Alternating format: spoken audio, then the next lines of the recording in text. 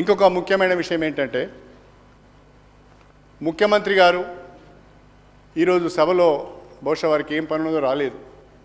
కానీ వారు మాటిమాటికి ఏం మాట్లాడుతున్నారంటే తెలంగాణలో కేసీఆర్ ఆనవాళ్ళు చేర్పేస్తామని మాట్లాడుతున్నారు. లేదా కేసీఆర్ మీద ఉన్న కోపంతోనో భారత రాష్ట్ర సమితి పైన ఉన్న కోపంతోనో తెలంగాణ ఆనవాళ్ళనే మార్చేసే ప్రయత్నం చేస్తున్నట్టుగా నాకు కనిపిస్తున్నది. ఒకటే ఒక ఉదాహరణ, నాతో పాటు ఈ విషయంలో మా తెలంగాణ సోదరులందరూ కూడా ఏకీభిస్తారని నేను అనుకుంటున్నాను. మీరు రాష్ట్ర గీతంగా జయ జయ తెలంగాణను క్యాబినెట్ అప్రూవ్ చేసింది. దాని గురించి చర్చ లేదు అధ్యక్ష. కానీ మీరేమంటున్నారు, పథకాల పేర్లు మారుస్తున్నారు. ప్రభుత్వం మారినప్పుడల్లా పథకాల పేర్లు మారుతాయి, మార్చుకోండి, మాకేమీ దాంతో కూడా ఏమీ ఇబ్బంది లేదు. కానీ స్టేట్ ఎంబ్లెమ్ కూడా మారుస్తామని అంటున్నారు. స్టేట్ ఎంబ్లెమ్ను మారుస్తామంటున్నారు. అక్కడ మా నుంచి తీవ్రమైన అభ్యంతరం ఉందని చెప్పి ఈ సందర్భంగా తెలియజేస్తాం.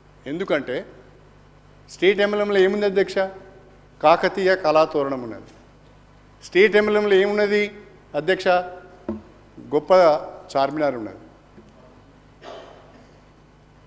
కాకతీయ కళాతోరణం కానీ చార్మినార్ కానీ తెలంగాణ ప్రైడ్ అధ్యక్ష. అవి తెలంగాణ సంస్కృతికి తెలంగాణ వారసత్వానికి చీనాలు అధ్యక్ష. అవి కేసీఆర్ కట్టినవి కావు అధ్యక్ష. కాకతీయ తోరణం కేసీఆర్ కట్టలే, చార్మినారు కేసీఆర్ కట్టలే. ఇవి మన వారసత్వ సంపదలు అధ్యక్ష. మీరు చదివినలో లేదో జే తెలంగాణలో ఆ పాటలోనే ఏమున్నది అధ్యక్ష అంటే, పోతనది పురిటిగడ్డ రుద్రమది వీరగడ్డ గండరగండు కొమరం భీముడే నీ బిడ్డ కాకతీయ కళాప్రబల కాంతిరేఖ రామప్ప. కాకతీయ కళాప్రబల కాంతిరేఖ రామప్ప గోలుకొండ నవాబుల గొప్ప వెలుగే చార్మినార్. మీరు రాష్ట్రంలో రాష్ట్ర గీతమును దీన్ని ఆమోదిస్తూ ఈ రాష్ట్ర గీతంలో ఉన్న చిహ్నాలను చెరిపివేసే ప్రయత్నం ఏంది అధ్యక్ష? ఇది తెలంగాణ సంస్కృతిని, తెలంగాణ వారసత్వాన్ని, తెలంగాణ ప్రజలను అవమానపరిచినట్టు కాదా అని నేను శ్రీధర్ బాబు గారిని అడుగుతున్నా, మంత్రి గారిని అడుగుతున్నా. కన్క్లూడ్ చేయండి అధ్యక్ష. కన్క్లూడ్ చేస్తున్నా, అయిపోతున్నది అధ్యక్ష. అధ్యక్ష, విచిత్రం ఏంటంటే వాటిని రాజముద్రలు, రాచరకపు సింబల్స్ అంటున్నారు. ఇవాళ మన మన నాలుగు సింహాలు ఏంటి అధ్యక్ష? 4 సింహాలు ఎక్కడి నుంచి వచ్చినాయి అధ్యక్ష? ఇవాళ అధికార చిహ్నంగా 4 సింహాలను వాడుతున్నాం కదా.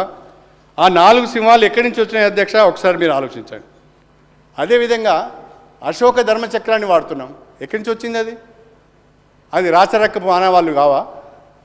4 సింహాలు కానీ అశోక చక్రము కానీ రాచరికపు ఆనవాళ్ళు కావా అని నేను అడుగుతున్నా. ఇవాళ ఎర్రకోట పైన 15 ఆగస్టు నాడు జెండా ఎగరవేస్తాం, అది రాచరికపు ఆనవాళ్ళు కాదా? అంటే ఏం చేయాలనుకుంటున్నారు మీరు? ఏమి చేయాలనుకుంటున్నారు మీరు?